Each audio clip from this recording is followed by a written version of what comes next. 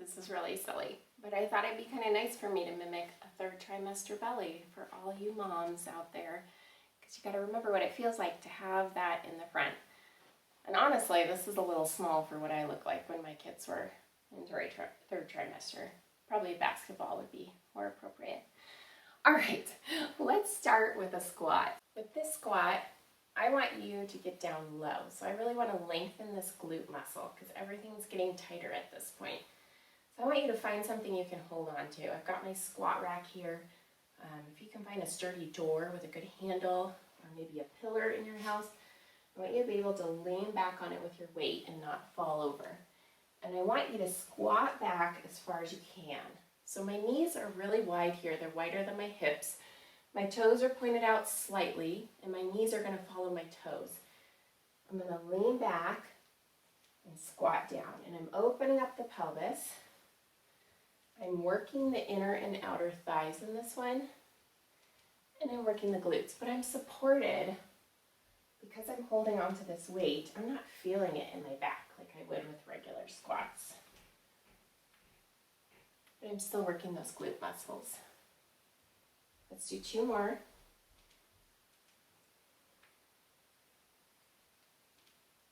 Good. All right, another way you can do this squat if you don't have something to hold on to, go ahead and get a tall chair. You can get a nice standard chair if you want to. And do a chair squat. So you're going to sit back into that chair. And the thing about this one is when I sit down into that chair, I'm giving the pelvis and the pelvic floor a little break there as I sit down. But I'm still forcing those glutes to go back, the hips to go back, to get a good, nice squat position. And I'm still using those thighs as I press back up to starting. Good.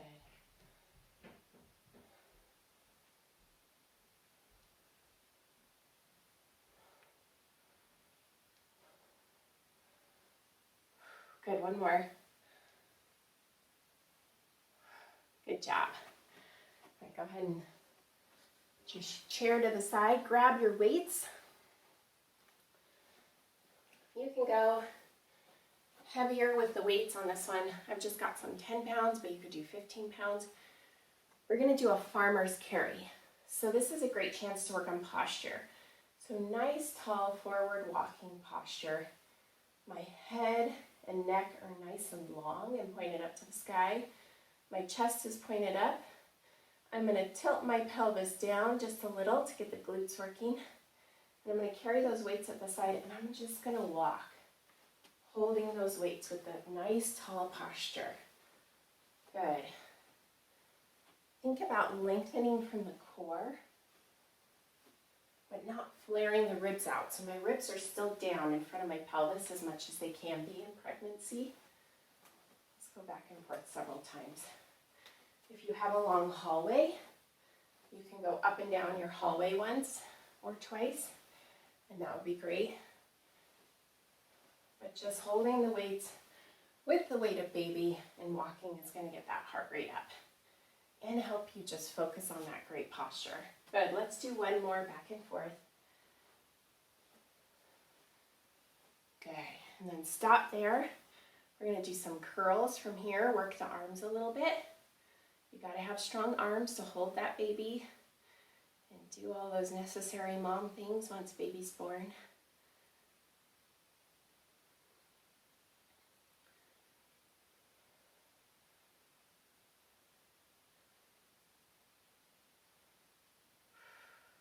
One more. Good. Let's do another one of those farmer carries. Let's do forward and back 5 times. So I'm thinking of really using those glutes. I'm tilting that pelvis down as much as I can. Trying to straighten the low back as much as I can because it gets really rounded in pregnancy. And I'm trying to really use those glutes when I walk with these weights. I'm keeping my shoulders back by my ears. I'm not rounding them forward. So such a great time to just slow down and think about form when you walk. Good. All right, let's stop here. Go ahead and drop one of your weights. And let's do a half wood chop. So a full wood chop, we go from this corner down by this foot up to the corner of this room. For a half wood chop, we just start at our hips. Our feet are hip width apart. We're just going to rotate up to the other corner. Now twisting is a little harder in pregnancy. So remember to straighten that back and squeeze those glutes. And that will engage the core. That will pull the core in. I'm using the momentum of the weight, but I'm also really using my shoulders and my core to move this weight too in a controlled way. Let's go to 10. 2 more. Good. Now the other side. Squeeze those glutes.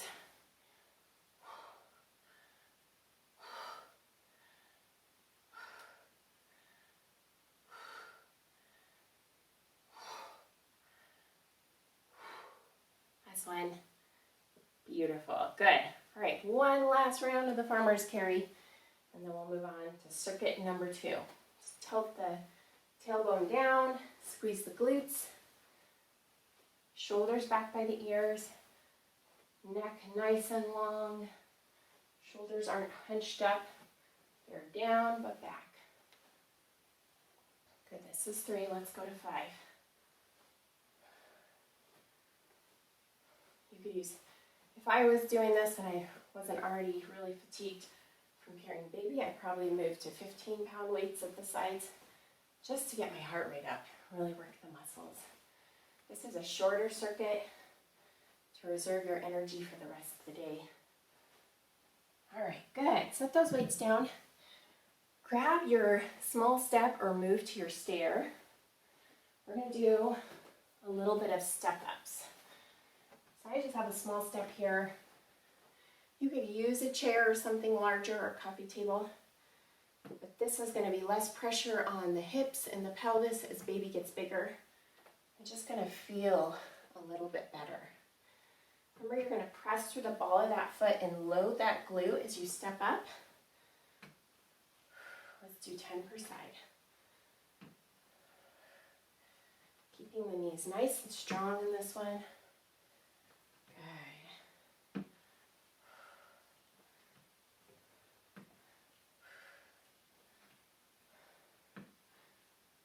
Tall posture.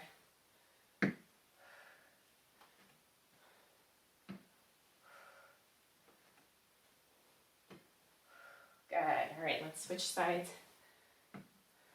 Obviously, my pillow isn't as heavy as an actual baby, but it's nice for me as a trainer to remember what it feels like to have a little something out front when I'm training clients who are trying to work out with their trimester. All right, 5 more.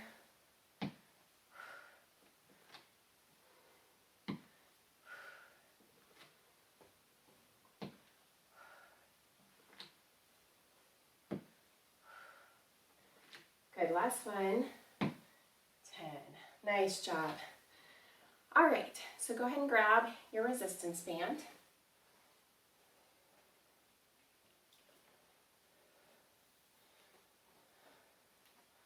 We're going to go ahead and do some banded rows. So I've got a super band, it's looped. You could use a regular one that's not looped and has 2 handles. You're going to attach it to something. So you could attach it to a door jamb, you could attach it to a squat rack, you could attach it to a pole. You're just going to want to attach it to something, and you want it at stomach level, so I call this mid-level. Now my starting point, these are rows. I'm going to have my shoulders down. They're not hunched up by my ears. I pull them down and back, and I'm going to alternate arms for my rows.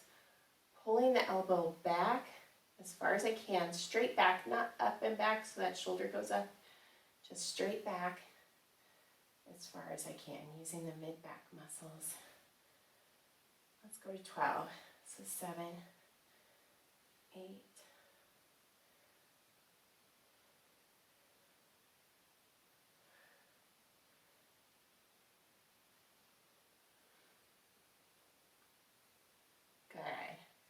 All right, from there, if you've got the handlebars, you can just grab both of them. We're gonna attach it and do a little bit of a core workout.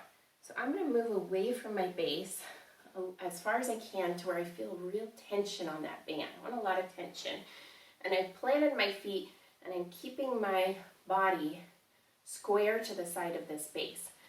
So the work here is anti-rotation. I'm trying not to rotate toward that base. I'm trying to keep my hands in front of my belly and keep my torso nice and straight and not rotated. And I'm going to feel my core, especially this side, just kick on, just holding this position. Squeeze the glutes to help stabilize a little, and I'm going to press out as I exhale. Good. And just this pressing, I can feel my whole left side working really hard to not rotate. These are called pull-off presses.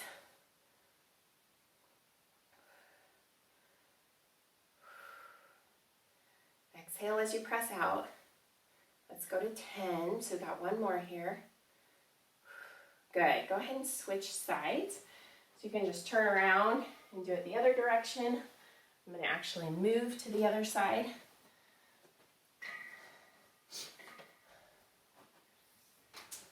All right, remember, I've got my glutes engaged, so I tilt my pelvis down a little, tilt my tailbone down a little. Chest is lifted, I am got that tension on there, and my side is totally square to that base. I'm not rotated toward it.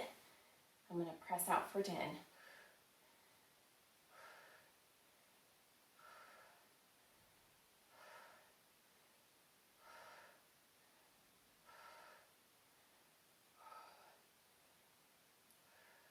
Good, one more. 10, beautiful, great job. All right, last banded exercise for this circuit. If you have a high base, attach your bands to a high base. You could use, I've used the corners of doors in the door jamb, just looped it around the corner of a door. You can use anything that's high up. If you're outside, you can use a tall tree limb. All right, so we're gonna put that resistance band on there. I'm gonna move back from that resistance band. And I'm going to hold it out at the side. So these are called face pulls because I'm going to pull the band toward my face. My elbows go out to the sides and I squeeze my upper back together. Squeezing those shoulder blades together, working the upper back a little. Upper traps. Let's go to 12. This one's 10. Feeling the triceps working. 12. Good. Good job. Let's do one more of those rows because I really like those rows for working the back in pregnancy. So remember, get those bands in a position at stomach level, mid-level, and let's pull one elbow at a time. I'm alternating. Pulling that elbow straight back, not letting the shoulders hunch up by the ears.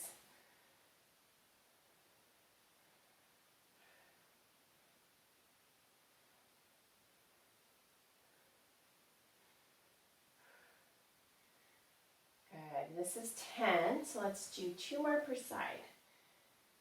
Head is lifted, not craning my neck down. And last one, good. Good.